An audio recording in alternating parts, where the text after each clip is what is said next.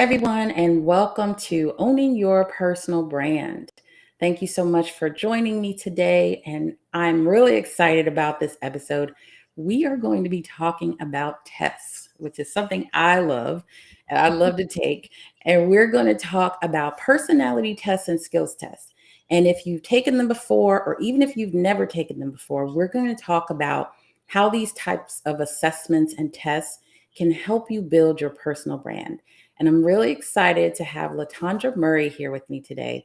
She is a leadership coach and has a lot of experience giving these kind of tests and giving recommendations about them on how you can learn more about yourself to help you with your career, to grow your career, but also to help build your personal brand. And that's what we're going to talk about today. So Tondra, thank you so much for being here and welcome. Thank you so much for having me. I am delighted. This is one of my favorite topics. And so getting to nerd out with you on all things assessment related is my favorite. So good. Well, if you could just take a moment to first share a little bit about yourself, your background, what got you into leadership coaching as well, and then we'll get started with some other questions that I have. Yeah, absolutely. Absolutely. So again, hello, everyone. I'm Tondra Murray. I describe myself as a leadership coach. I teach entrepreneurs how to lead with their strengths and to create epic results with lean teams. By lean teams, I typically mean 10 or less. I love a small scoped group. I have experience as an engineer, an educator, and an entrepreneur. And I'm also a credentialed executive coach, as well as a Gallup certified strengths practitioner.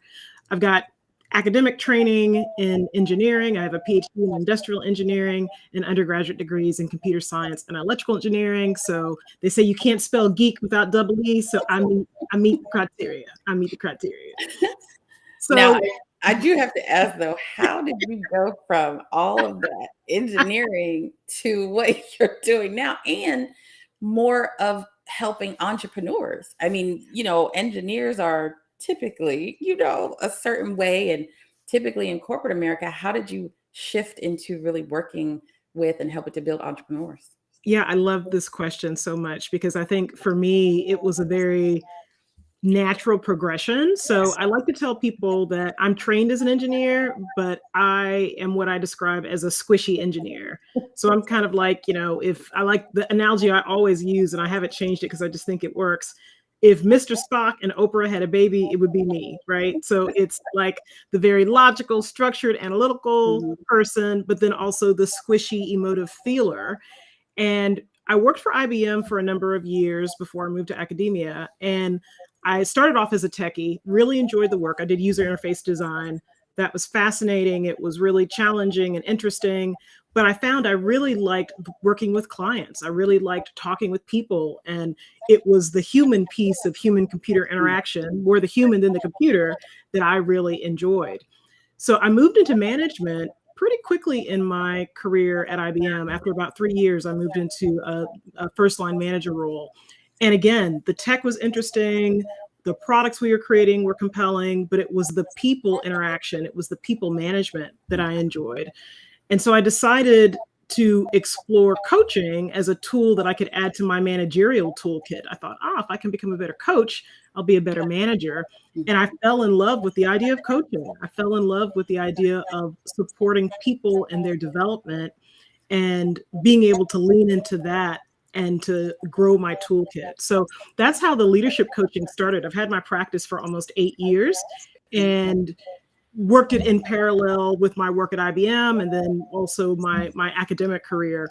But I found that it was a great way for me to just be a better human interacting with other humans, and a better way to support the people who are on my teams, and ultimately a way to support people who wanted to grow. And that's kind of how the strengths piece came about.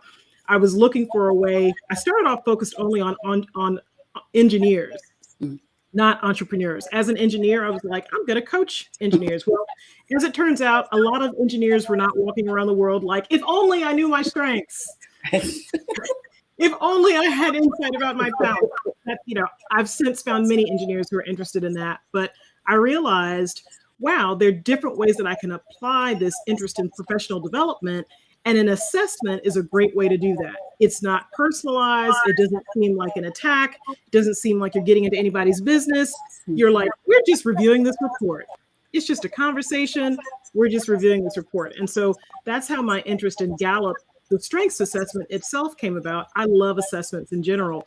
But I realized if I'm going to talk with techies, if I'm going to talk with business owners, if I'm going to talk with anyone who may feel a little vulnerable exploring what their gifts are and maybe what they're not so equipped to do, having a report, having an assessment that we could look at as a third neutral party would be a great way to begin those conversations. And so that's how I made that transition into coaching, but also into using an assessment as the basis for that coaching. Okay, good. Well, one thing I want to point out, as I always say on this show, is that everybody has a personal brand, and it's really up to you to own it and continue to develop it. And one of the first steps is really about knowing yourself and getting to know your strengths. And so, one of the things that you said about your background, while you have a certain educational background and you have an engineering pedigree, you realized that where your real strength was in people management and the communication with the people. And I think that is so important as people think about kind of where they fit and what makes them unique.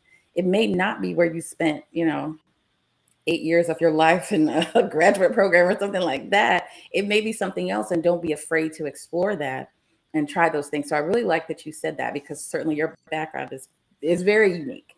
But I think that is so important for people to get to know themselves, and testing can help with that. And so let's talk a little bit about, you and I met through love of Gallup. It's one of my favorite tests at Strength Finders, because I'm such a proponent of, people tend to, especially in corporate America, think about strengths and weaknesses, and they put like equal weight on them, Right. and really they tend to try to get their employees to work on their weaknesses and improve and all of that stuff, versus getting better and really honing in on those things that you're naturally gifted at. So talk for a minute just about two things. One is talk about the Strengths Finders a little bit for people who might not be familiar with it, but then talk about how taking an assessment like that, or any other type of assessment, can really help you understand some of your natural strengths and how that can help with your personal brand.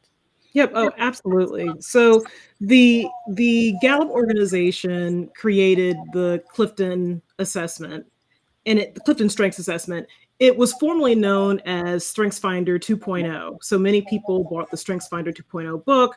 They went through a rebrand a couple of years ago and decided to just refer to it as the Clifton Strengths. But there's over 50 years of research that's gone into the development of Gallup's Clifton Strengths Assessment. So it's not something that just dropped out the sky yesterday. It's not something that just came on the scene in a late breaking way.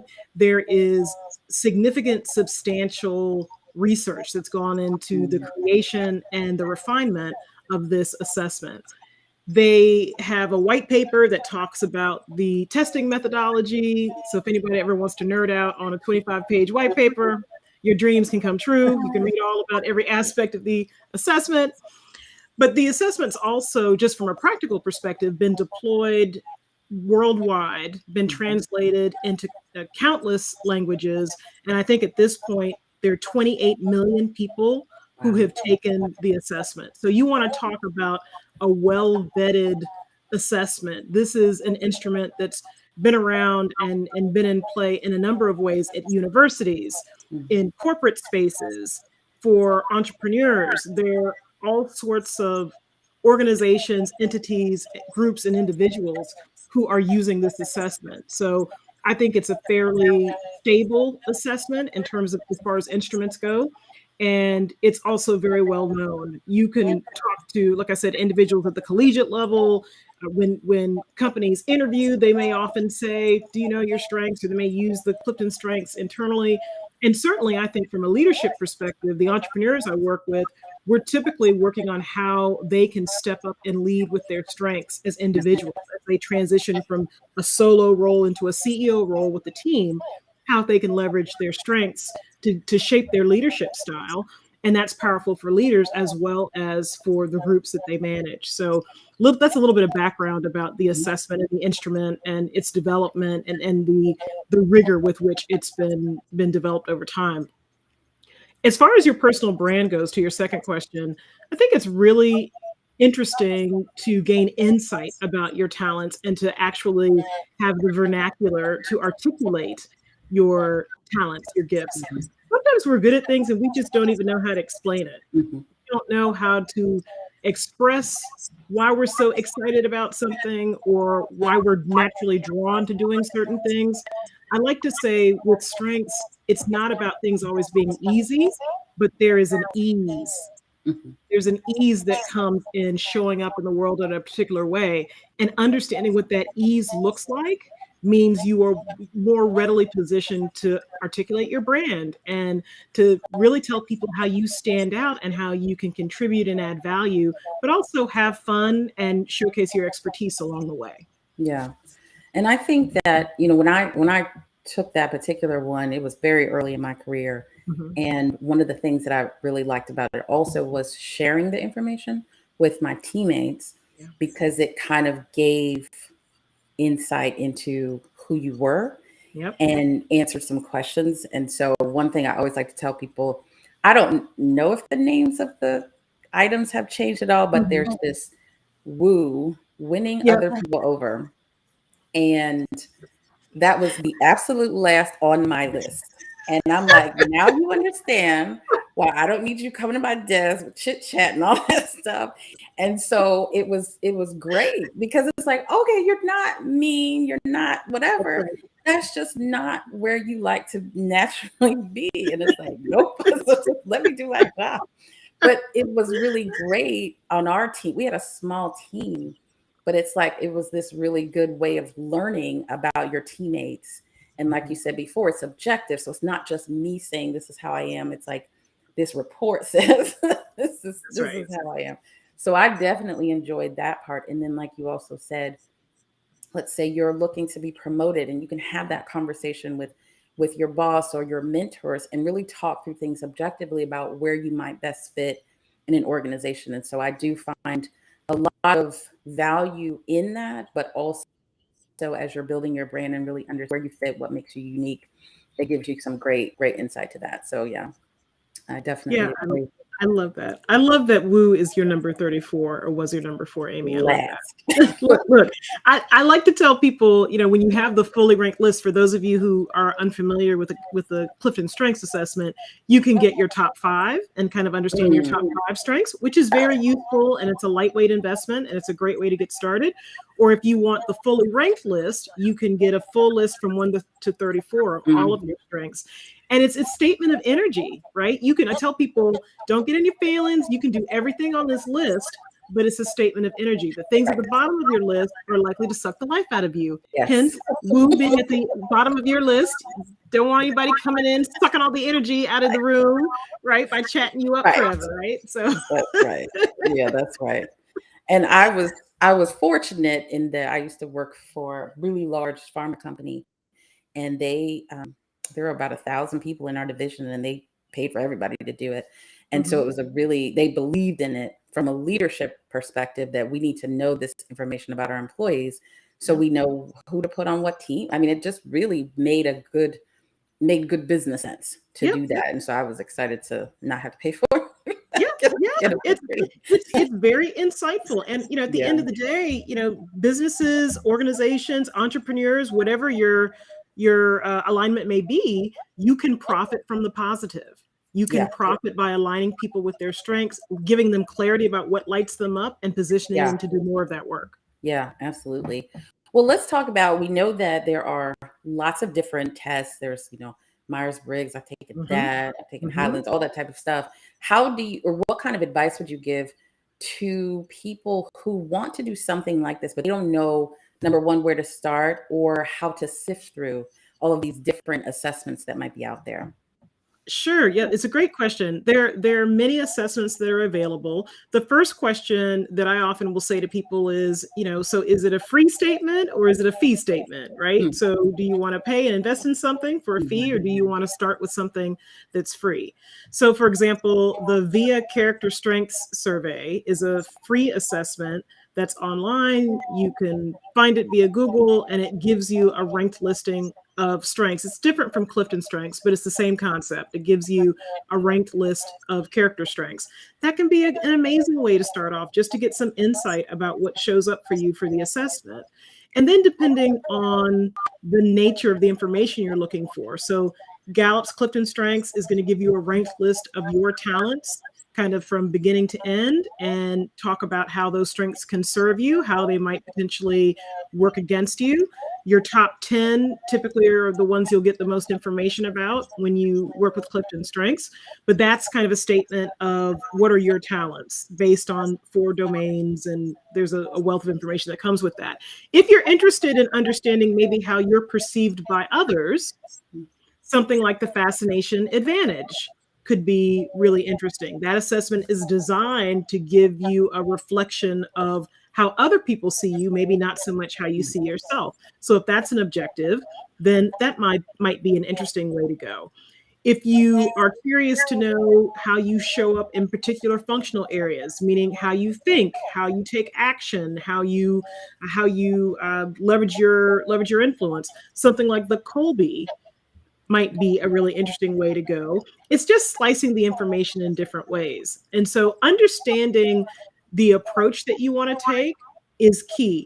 To be honest, I love the Gallup Clifton Strengths because I'm a certified coach, and that's what I've done. I've worked with hundreds of people using that assessment. But really, any assessment that can give you some insight about yourself is a fantastic foundation. So whether that's Myers-Briggs type indicator, whether it's Clifton Strengths, whether it's the VIA character strength survey I mentioned, DISC, human design, Fascination Advantage, there are a ton of things out there. And so what I say to people is, don't get so wrapped up in trying to complete every single assessment. Take one assessment and then digest the information. Mm-hmm. Focus on consumption. And I'll say too, these assessments, even the Clifton Strengths, they're not meant to be prescriptive. They're not meant to tell you who you are. They're there to give you a jump start, a foundation. But ultimately, you get to decide, okay, it says learner is one of my strengths. Is that true? What's it look like for me? How's it work for me? How's it potentially work against me? Learner is my number one strength. And it's amazing when I need to jump into a new environment and pick up something brand new, or do something in my business, or do something in my class that I teach at Duke, or whatever it may be. It's great to have that theme. It's also less helpful to be a learner when it's 2:00 in the morning and I'm reading Wikipedia, right? Like, all these books you see, here behind me, right?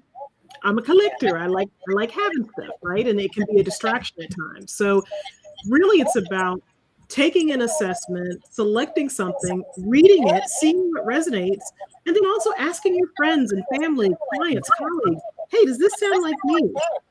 Do you agree with this? Or I agree with all of these pieces, but not that piece, right? It's okay to pick and choose, but I tell people assessments are not meant for you to just take them again and again and again until you get the results you want. That's not what we're doing. It's a tool. It's a tool in your toolbox, amongst other things. Yeah.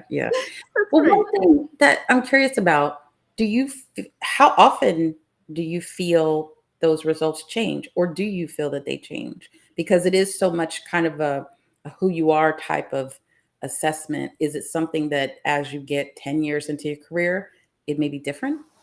I love this question. So it's interesting. Gallup philosophy is you take the Clifton Strengths once, and what you get, what you get, right? The first time you take the assessment is the best kind of evaluation of your strengths and your talents. For the clients that I work with, typically, if they've taken the assessment, the Clifton Strengths assessment within the last 3 years, we don't retest unless there's been major life changes or major swings. If someone does retest, I think it's interesting and they have access to their old assessments after 3 years, I will often ask them to send me whatever they have. Plus, we'll look at the latest one. Because the beauty of something like Clifton Strengths is you may see some shifts. I've had clients who've had major shifts, either with a relationship or a job or health or something of that nature, and we see some major shifts rather. But most often, strengths, at least for Clifton Strengths, they'll just reorder slightly. but the toolkit remains the same. So I like to joke with my graduate students at Duke. I like to joke that empathy used to be higher in my list, and then I started working with grad students, right? I'm like, empathy used to be in my top 5, and now, now it's 8 or something like that, right? So it's still in my list in my top 10, but it's shifted a little bit. And so for Clifton Strengths, we like to think of your top 10 to 12 being your toolkit, and we're less concerned about order. But things can change over time. We don't, however, want people, and I faced this with clients in the past who have gotten into a mode where they want to try to game the system and kind of get the themes that they think they need to have in order to be successful. People ask me all the time, oh, what are the top 5 strengths I need to have to be a successful entrepreneur? And I'm like, the ones you've got. Work with that. Yeah. That's funny that people, I mean, I'm not shocked, but it's funny that people are like that because the whole purpose of these tests is to see what you're naturally skilled at. So no matter if you try to game it, it's because all they do is ask you a bunch of questions different ways. Exactly. It's like 177 different questions. And people are like, did you ask me that? If I answer it this way, will I go more this way or that way? Oh my gosh. And this is the thing that's so funny to me, that when I think about it, and I really believe it's because societally, we have valued certain strengths or talents above others, right? And so my whole mission is to help people understand that leadership looks like you.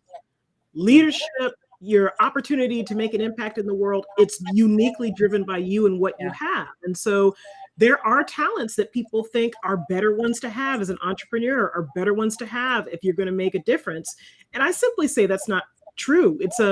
There's a different way that we can approach things, right? And so being, to your point, focusing on what we're naturally good at, that's our best path. Yeah. Trying to fake it and pretend that we're going to curate themes because we think somebody else has succeeded that way, and so that's the only way we can succeed. It's a horrible approach, in my view.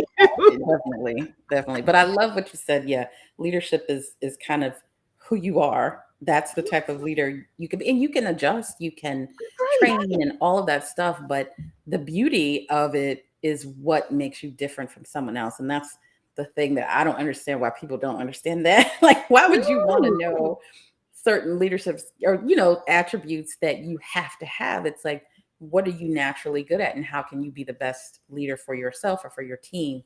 And that also leads into, when you're doing these things for teams, how you can put together people that have complementary skills. And so as a group, then you all kind of cover these different strengths. And so, the uniqueness and finding, your specific value and what you bring to the table is what I really love about, a lot of these personality tests, and what I love about the research that it takes and the self-awareness it takes to build your brand. Because it really is thinking about how you're special and what makes you different, and what are the things that you can bring to the table that other people don't or can. And so I definitely love that. Well, as we wrap up, can you talk a little bit more about your business and, what you share with people, how you help people as a leadership coach when they're looking to either grow their career or move from corporate to becoming an entrepreneur? What kinds of things do you offer your clients? Yeah, absolutely. So the foundational service that I offer, I do strengths coaching. And I think you can take these assessments and it's value add. I think it's even more impactful to have someone guide you through the process of looking at your results, assessing some of the narratives you might be carrying around about what's possible for you or not, looking for receipts. I always say this, everybody has receipts about how their strengths show up. And so sometimes somebody just needs to elicit that evidence from you, oh yeah, I did show up in this way powerfully, or I did make a difference when I did this or that. And I think that with my strengths sessions, it's a quick dive into strengths. It's a one-on-one opportunity for 60 minutes to focus solely on you as an individual and to take a look at how your strengths show up and how you can leverage them going forward. The latest analogy that I've been using is that strengths are like a Chopped episode, the cooking show. You get a basket, you've got beautiful things in your basket that are different from others, and you can serve, create the outcome, the appetizer, the entree, the dessert. You can create whatever it is that you want. So in these strength sessions, that's what we focus on. So the strength sessions are like a quick way to kind of dive into your strengths. And then I have a longer program, a 12-week program, Startup to Stellar for leaders, which is all about leadership readiness and using your strengths to show up as the leader you're meant to be. Nice. Very nice. We'll talk about how people can connect with you. Let's say they have a question about some of the things you talked about. What's Yeah. the best way that they can connect with you? Yeah, the best way to connect with me would be to go to my website. So latondramurray.com is my website. I also, I'm on LinkedIn. That's also a great place to reach out to me and just to connect. I think you can get a flavor for some of the things that I do out on LinkedIn and my website as well. Also, I've got some blog articles out there, but also some pointers to some of the free tools I have. I have some free Are You Working in Your Genius quizzes and things of that nature. Good, good. And you mentioned earlier a lot of different types of assessments that people can take, and we're going to make sure to get those documented. Mhm. And for anyone who's listening, we'll make sure to share those in the show notes so that you can have that list of kind of some of the recommended tools that Latondra talked about. But for today, I think we are going to wrap up. This has been so much fun because, yeah, it's definitely kind of a nerdy episode. I love it talking about tests. Like, who wants to just sit around and take tests? That would be me. I Thank love you. it. And, helping you to learn more about you. That's always the first step that I believe people should take when they're creating their personal brand. Understand who you are, understand some of those strengths. What makes you happy? What are the things that you work on that you do that actually can bring a smile to your face? What are those things? And understanding that can really help you shape what your niche might be for your brand. What are some of those things that make you unique? And so, again, I'll reiterate that everybody has a personal brand, but it is up to you to own it. You don't want someone else owning it for you. And you need to take the steps. You need to be proactive and take the steps to develop that brand for yourself. And so, Latondra, thank you so much for being here and sharing your insights with our listeners. And you can join me next week with another episode. We'll have another topic and another great guest talking about how you can own your personal brand. Thank you so much for being here and for listening. And we will see you next time. Thank you for having me.